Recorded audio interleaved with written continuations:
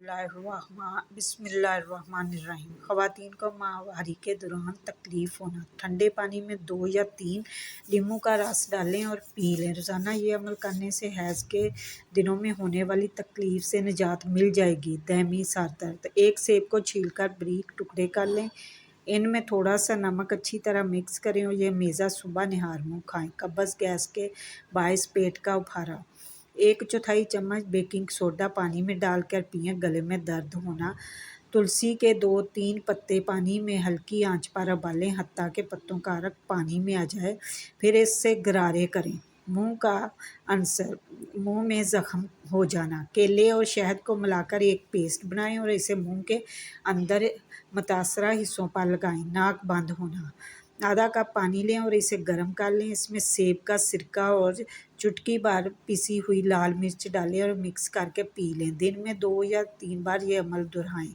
बुलंद फशार खून, high blood pressure, दूध के साथ आंवला खाने से हाई ब्लड प्रेशर कम होता है, इस सुबह के वक्त इस्तेमाल करना ज़्यादा बेहतर है। दमा, 1 चम्मच शहद में आधा चम्मच दालचीनी मिलाएं और रात को सोने से कबल इस्तेमाल करें। बाकायदगी से रोज़ाना ये हमेशा लें। सर में खुश्की और सिकरी आना, नारियल के तेल में काफूर मिलाएं और सोने से कबल सर पर लगा लें। रोज़ाना ये अमल दोहराएं। कम उम्री में बालों का सफ़ेद हो जाना, खुश्क आंवला को टुकड़ों में काटकर नारियल के तेल में तब तक उबालें कि आंवले के टुकड़ों की शक्ल झुलसी हुई गर्द जैसी हो जाए। इसके बाद रोज़ाना इस तेल के सर में मालिश करें। आँखों के गिर्द स्याह हल्के पड़ना, ग्लिसरीन में माल्टे का रस मिलाकर आँखों के गिर्द मुतासरा हिस्सों